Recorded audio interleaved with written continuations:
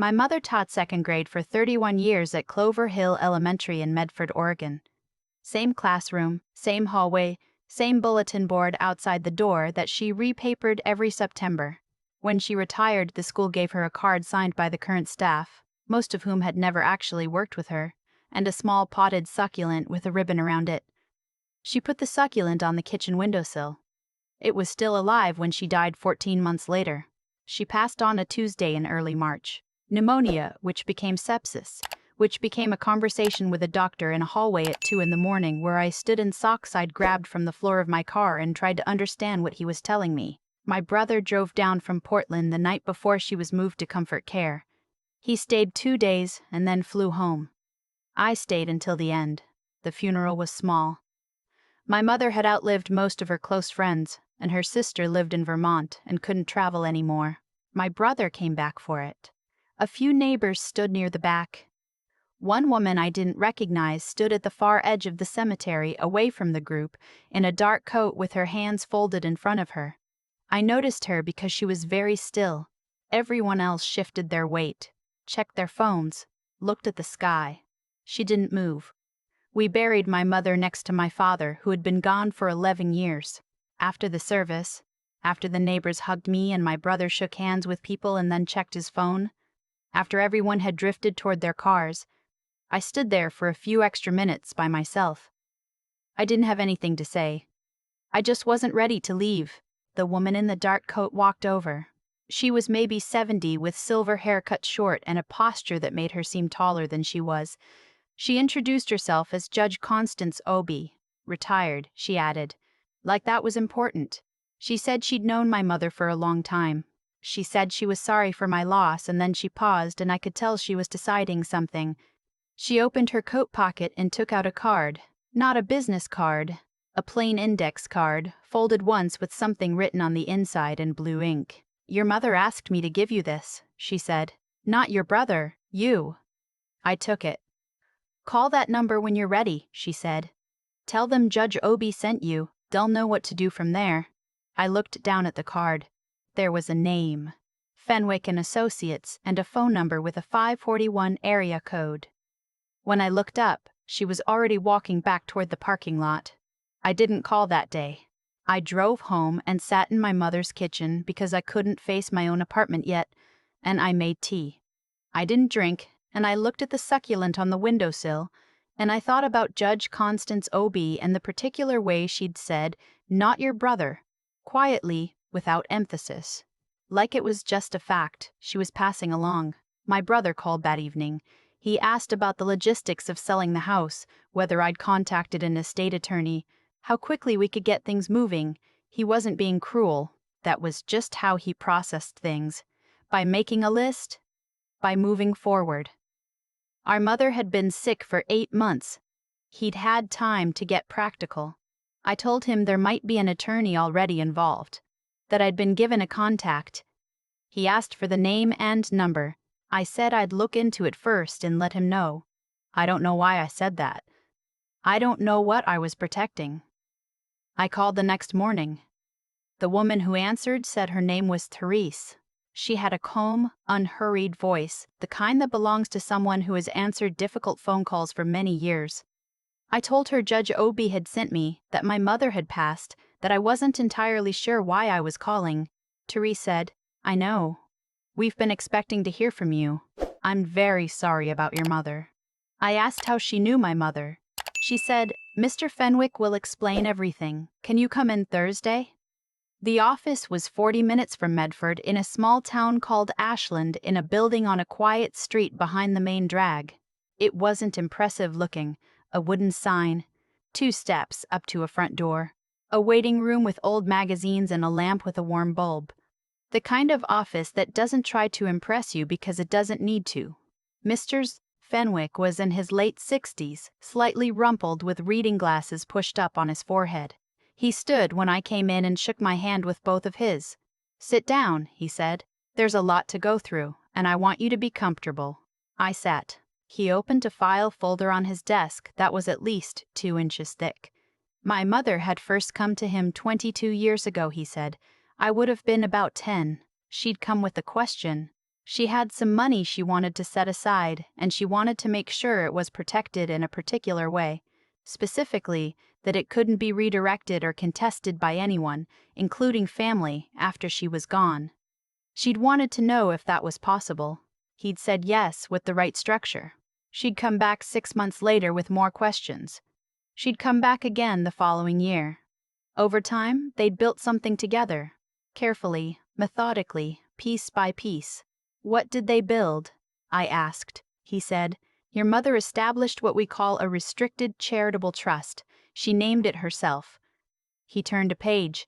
The Clover Hill Education Fund. Same name as the school where she'd worked for 31 years.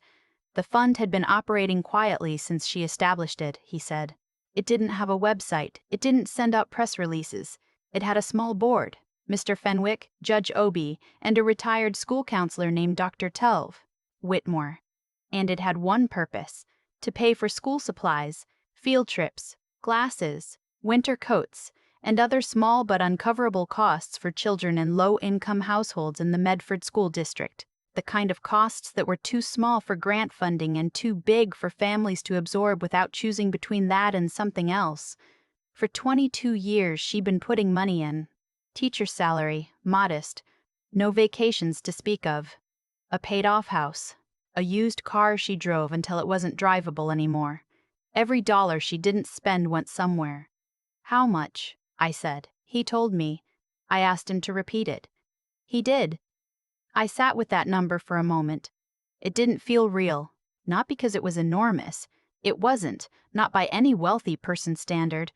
But because I was trying to reconcile it with the woman who had bought store-brand cereal and reused plastic bags and kept the heat at 62 degrees in the winter and told us we could get hot if we put on a sweater.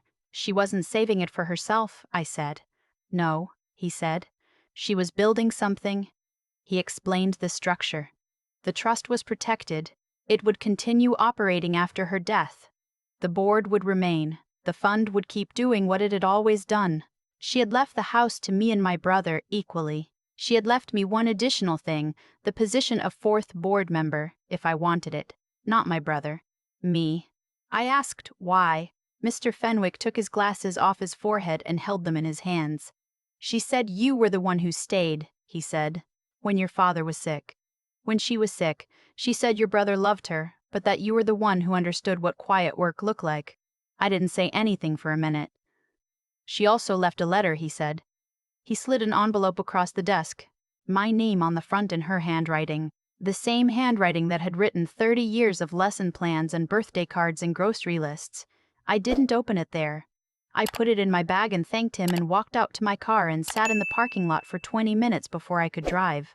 When I got home, I called my brother. I told him about the trust. I told him about the Clover Hill Education Fund.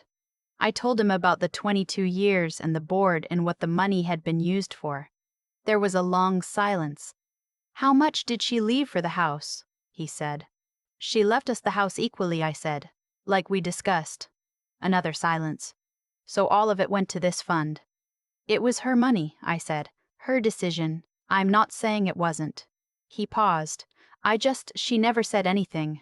Not once. I know. Did you know? No, I said. I had no idea. He was quiet again. I could hear him breathing, and I knew he was doing what he always did when he was working something out. Going still, going inward, weighing. The fund helps kids buy glasses, I said, and coats, and school supplies. Kids in Medford. Kids who would have been in her school. He didn't say anything. She did it for 30 years without telling anyone, I said. Not even us. More silence, and then something shifted in his voice. She always bought the generic cereal, he said. I know. I thought she was just frugal. She was, I said. She was very frugal, on purpose. He exhaled slowly. Okay, he said. Okay. That was the last time we argued about it. I opened the letter that night, at her kitchen table, with the lamp on and the succulent in the window, and the rest of the house very quiet. She wrote the way she talked, clearly, without much decoration, with the occasional dry aside that made you realize she'd been funnier than she ever let on. She said she hadn't told us because she'd known my brother would want to help financially, and she hadn't wanted his money. She'd wanted to do it herself, with what she'd earned herself, in the way she chose. She said it felt important to keep it clean. She said she'd chosen me for the board not because she loved me more. Please don't make that into something it isn't, she wrote, which made me laugh, but because I knew how to sit with something long-term without needing to see immediate results. She said she'd watched me do that my whole life. She said she thought I'd be good at it. She said the fund didn't need to grow, it just needed to keep going. Near the end of the letter, she wrote, "You're going to think this was secret because I was humble. It wasn't. It was secret because it was mine. I built it. I wanted it to be the thing I built, not the thing my family helped me build. I hope you can understand the difference." I read that part twice. I understood. I went back to Mr. Fenwick's office 2 weeks later and signed the paperwork. I became the 4th member of the board of the Clover Hill Education Fund. We meet 4 times a year in a conference room above a coffee shop in Ashland, and we review applications from teachers and school counselors on behalf of their students, and we approve what we can, and we keep records. The applications are small. A pair of prescription glasses, $180. A winter jacket, $65. 3 months of school lunch fees, $112. Art supplies for a classroom project that the school district didn't fund this year. They're small amounts that mean very large things, and I've learned to read between the lines of how they're written. The careful, apologetic language of adults asking for something they feel they shouldn't have to ask for. My mother read thousands of those requests over 22 years. She read them at her kitchen table, probably in the same chair where I sat when I opened her letter, under the same lamp. I don't know why that steadies me, but it does. My brother called me 2 months after I joined the board. He said he'd been thinking. He said he wanted to make a donation to the fund. Not to take over, not to redirect anything, just to add to it. He said he understood now what she'd been doing and he thought it should keep going for as long as possible. I told him I'd pass the information along to Mr. Fenwick. He paused and then said, "She was something else, wasn't she?" It wasn't a question. It was the kind of statement people make when they've arrived somewhere after a long walk and they're a little out of breath, and they need to say it out loud to make it real. "Yeah," I said, "she really was." There's a notebook in the file cabinet in Mr. Fenwick's office. It's a composition notebook, the black and white kind, and it's filled with my mother's handwriting. It documents every disbursement the fund ever made. Date, amount, what it was for, which school, what grade. No names. She was careful about that. But the record is there, every transaction in order, starting 22 years ago with a $43 disbursement for a set of colored pencils and a ruler for a second grader at Clover Hill Elementary. Mr. Fenwick showed it to me the second time I came in. He set it on the table and stepped back, like he was presenting something. I turned the pages slowly. The handwriting stayed the same all the way through, neat, unhurried, a little left-leaning. The same handwriting on 30 years of grocery lists and birthday cards and lesson plans. The same handwriting on the envelope with my name on it. Near the end, the entries are in her handwriting, and then on the last 2 pages, they're in Teresa's. Therese had been keeping the records after my mother's hand started shaking too much to write clearly. The last entry my mother wrote herself was from 14 months before she died. A winter coat for a kindergartner at Roosevelt Elementary, $58. I closed the notebook and put it back on the table. Outside the window, the street was ordinary. A few cars, a woman walking a dog, a coffee shop with the lights on. Everything the way it usually is on a Tuesday in a small Oregon town. I thought about a 5-year-old I would never meet wearing a coat my mother had paid for, standing in the cold at a bus stop, warm. I thought about 31 years of second graders and 31 Septembers of repapered bulletin boards and 31 school years worth of small kindnesses, most of which no one ever documented. I thought about what it takes to decide that the work itself is enough, that you don't need anyone to know, that you can build something real and true and lasting and never once ask for credit for it. My mother was a second-grade teacher. She retired with a card and a succulent. She left behind a fund that has helped over 400 children in 11 years, and she never told a single person outside of 2 attorneys and a retired judge. I drive to Ashland 4 times a year. I sit in the conference room above the coffee shop. I read the applications. I think about what she would have approved. The succulent is still on my windowsill now. I brought it home after I finally cleaned out her house. It has grown considerably since she got it. I don't know much about plants, but I've been watering it, and it seems to be fine. I think she would have found that funny. I've been thinking a lot lately about the word quiet. Not quiet as in shy, or quiet as in beaten down. Quiet as a choice. Quiet is a form of discipline so complete that most people never even recognize it as discipline at all. My mother was quiet her entire life. She didn't talk about what she was doing.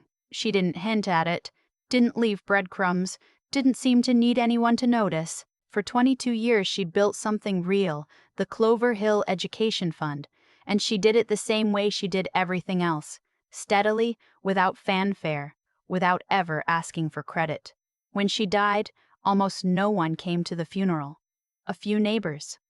A retired judge I had never met. And me. I used to think restraint like that was a kind of self-erasure, like if you didn't advocate for yourself, you'd just disappear.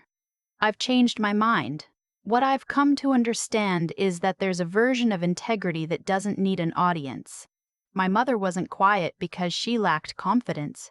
She was quiet because she was absolutely certain of what she was doing and why, and she didn't need anyone else's confirmation to keep going. That's not self-erasure. That's the opposite of it. That's a self so settled it doesn't require outside proof. There's a causality in how her life unfolded that I keep turning over. She spent 31 years teaching second graders, children at the age where they're still learning whether the world is basically safe or basically hostile. She did it carefully, consistently, and with whatever small resources she could scrape together. And then she went home and she did it again, quietly, for the children her salary couldn't reach. She never separated the two. The work was the work. It was all the same thing. And because she did that, because she held that line for 2 decades without deviation, the thing she built outlasted her. It will keep going. Not because she was famous or well-connected or wealthy, but because she constructed it properly from the beginning and protected it with the right legal structure and trusted the right people to carry it forward. The cause produced the effect. It really is that straightforward. What I find harder to sit with is the intelligence of it. Not just the emotional commitment, but the actual thinking involved. She didn't just feel generously. She planned. She went to a lawyer at 40-something years old with a teacher's salary and a clear question, and she came back until she had the right answer. She understood that good intentions without structure don't last. She built the structure first. I think about that when the applications come in now. A winter coat for a kindergartner. Glasses for a third grader who's been squinting at the board for 6 months. Lunch fees for a family that fell behind. These are small things. They are also not small things at all. My mother knew the difference, and she knew it not from theory, but from 31 years of watching what happens to a child who has what they need versus a child who doesn't. I joined the board 4 months ago. I drive to Ashland. I read the files. I try to do it the way she would have. Carefully, without drama, one decision at a time. It's the quietest thing I've ever done. I think I'm starting to understand why she loved it.